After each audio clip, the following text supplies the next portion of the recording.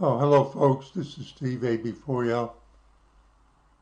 I just got inside. It's after dark. Just came in. I'm doing something outside, getting ready for tonight. It's going to go down to 22 Fahrenheit. I have to specify that. Centigrade's a lot different, right?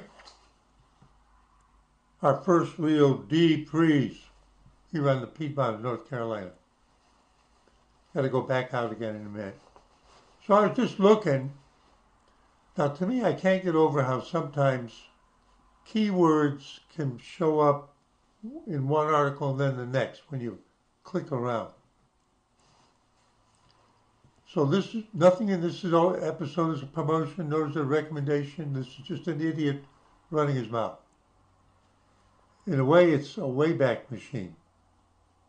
So UK lawmakers vote to support assisted dying. All right, the dying is the key word here. That's the current blurb at the top of /i. You know, news for nerds. So I was clicking around right after that, and I saw this one. Massachusetts man nearly killed after hanging Christmas tree lights. So what are people doing now that Thanksgiving is over? Well, actually, around here, people have been putting up their outdoor Christmas stuff a couple of weeks ago. Folks are really into it up here in the Piedmont.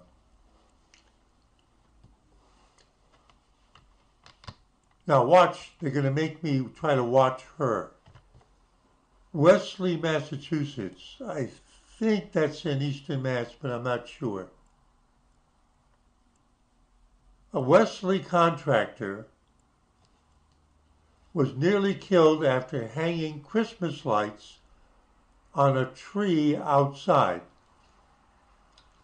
He's trying to hang them on a tree out of doors. The man was using a pole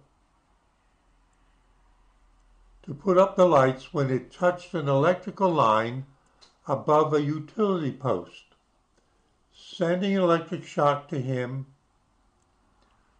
When the police arrived, they found the 22-year-old man in cardiac arrest. Now, you know, last night the fire engines went. And every day, most days, I see the EMS.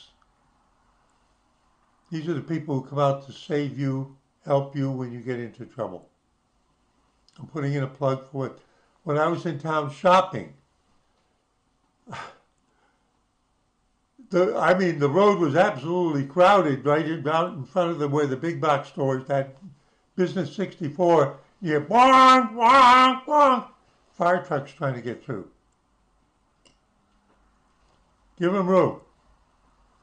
You might need it.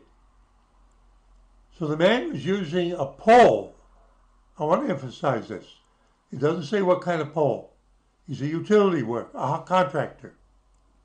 Does he know what he's doing? We don't know. When it touched an electrical line above the utility post, sending a shock to him, officers were able to use an AED, and on the third attempt got his heart beating. So I did this. Mayo Clinic. Automated external defibrillator. Do you need an AED? This may save your life during cardiac arrest. Weigh the pros and cons to see if you should get one. It's an automated external defibrillator. What does that mean? You get electrical shock and your heart chambers, nervous systems are all screwed up and they're probably all squeezed down and can't let go. Or they're not beating in coordination.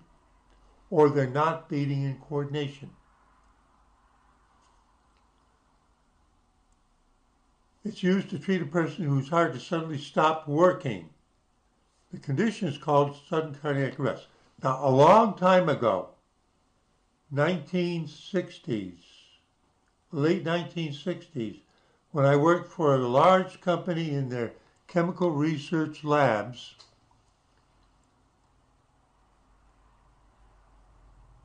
We didn't have one like that. What we had in every building, on every floor, at one end, there was a box on the wall, and what they used then, it was a mask you'd put on the person's face, and you could pump gas to get them breathing again. You know, and there's CPR. Show you how people are. They used to be in a closed box. And then on one safety inspection, they discovered that somebody had stolen the one on our floor. So then the company went and they had the carpenters come and cut a round hole in the wooden box and put plexiglass in it so that if it ever went missing, we would know immediately instead of figuring it out when somebody was dying. Let's get back. I've had a lot of experiences. But there's a reason why I'm showing you this, and it'll be apparent in a moment. The pole he was using was about, now keep in mind the length, about 34 feet long. And it came in either proximity or touched a primary wire that was only a few feet from the tree. So he's trying to do it on the tree, and he does something like this and touches the wire. It doesn't say what the pole is made of. Was he smart or was he stupid? You'll see in a minute. And he got zapped from that. The 22-year-old, okay, he is young, he's stupid.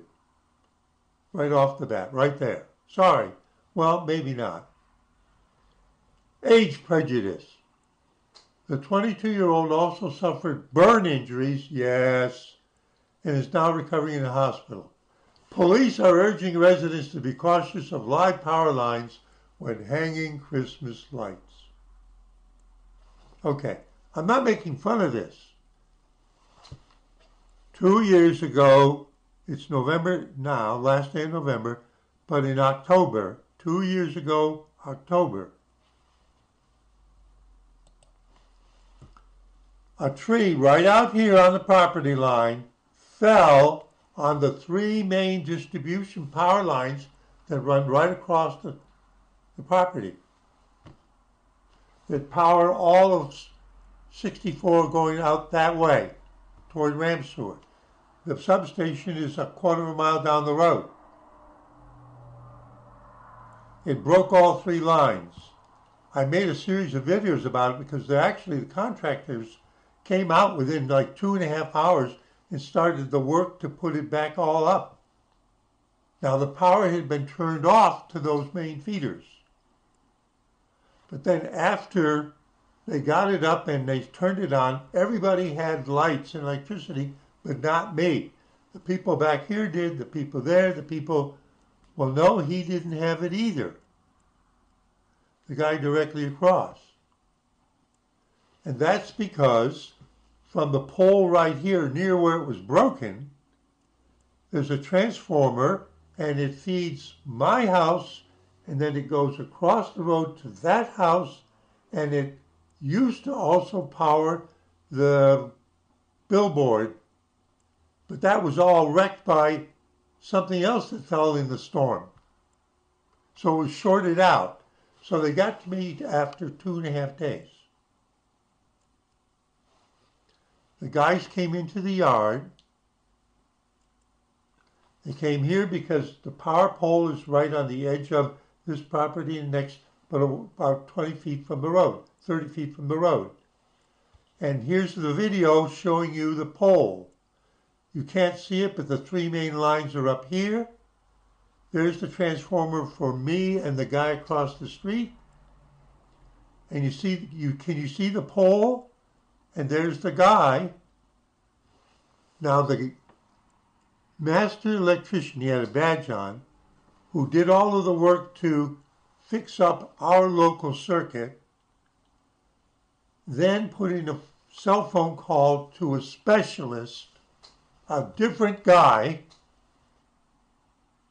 whose only, I asked him, his only job is what he's doing in that picture. Think about what I just said. Think about what that guy did with a pole putting up Christmas lights, maybe for the town. This guy is not the one that rewired everything. This guy, it only does that. He's standing on the ground. He's at the base of the pole. He's got about a 30-something foot plastic pole that's lightweight but strong, and he's trying to reset the breaker. Now the breaker's a switch that when you turned on the electricity, if there's a short circuit on my side, it goes pop and it opens the circuit. It's not a fuse. Now, most of us have circuit breakers in the house. So you correct what's wrong, and you go flip the switch to put the circuit breaker back in, and if you haven't fixed it right, it goes pop and shuts you off again on that circuit. Well, there's a bigger version of that up on that pole. And it looks like the jaws of death. So it's hanging open. This guy arrives. The other guy is down there with him, but standing back in case something happens to him. There's someone to rescue him. They work in pairs. But this guy is a floater, and that's all he does. I asked him. I'm repeating myself. I'm doing it for a reason. He's a specialist. And you can see he's got his hands on the pole, and it's right up there, and the circuit breaker is open, and it's right there. Right there. And his job is to get it to close properly. Now, it's weathered out there. It's not protected. Actually, he had to close it, open it several times to break the rust off. Yes, rust can form in 2.5 days.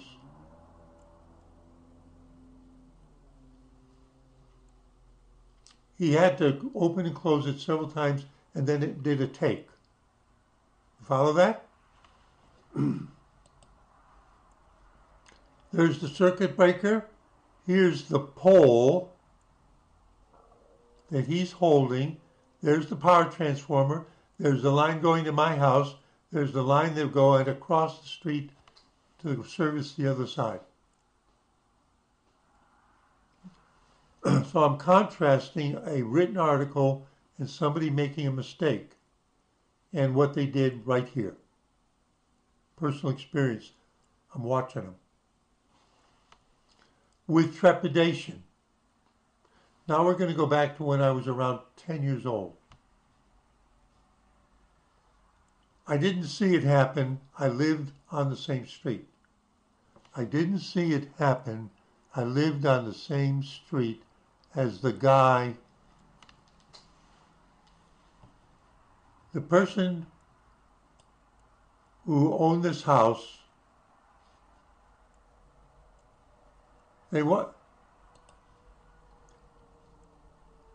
His wife was pregnant with another child, and they had 2 kids.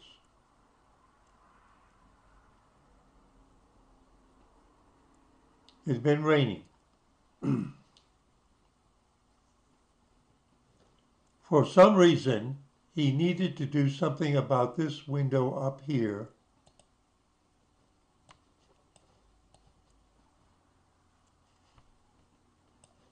You see all of this right here? It was like then, only back then, I can remember it.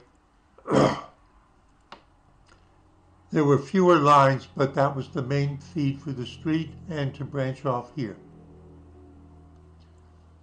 For some reason, he needed to get up here, and he was standing in this gutter, which was partially, the asphalt was partially eroded, and there was water standing next to the curb.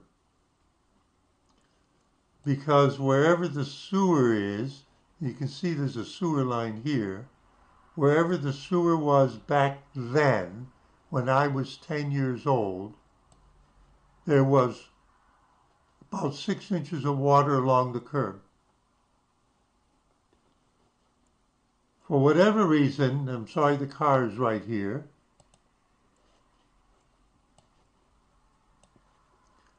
he was standing there and he was cranking a ladder up to get to this.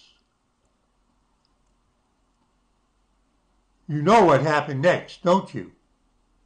As he was pulling the ladder back from resting against the house to pull on the crank rope, it went back and did what? And he went boom! And there was no rescuing him. He was dead right there.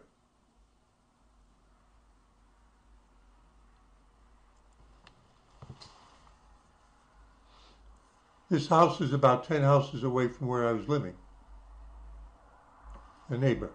I knew them. 10 years old.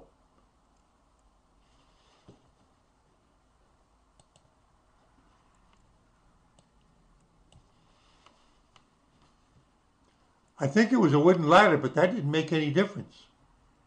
It wasn't a metal ladder. It was a wooden ladder.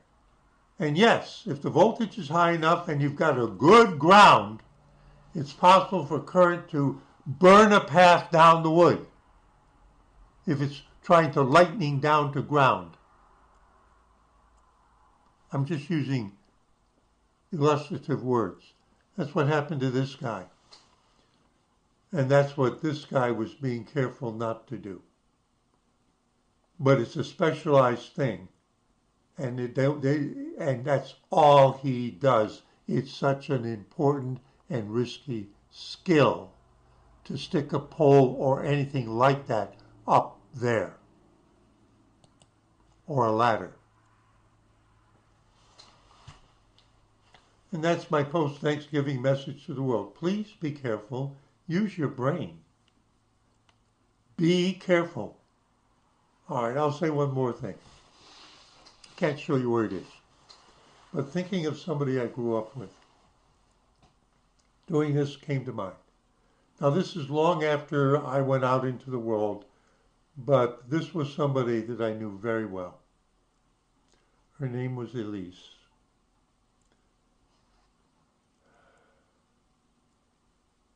Boy, talk about a smart mathematician. So they're living out kind of like where I am too, out in the countryside. It's winter, it's this time of year. They're out on a lonely road, not much traffic. Somebody is drunk and driving, and they crash into a power pole out in front of their house, which is about 100 yards up to the road.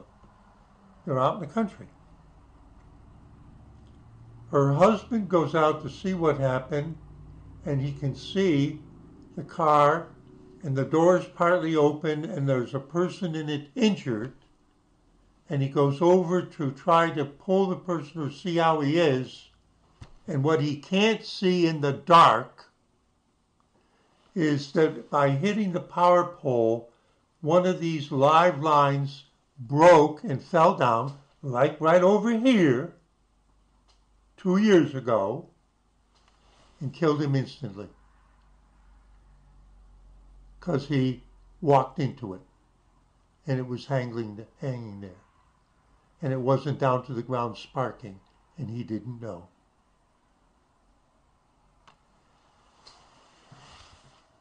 Happy after Thanksgiving.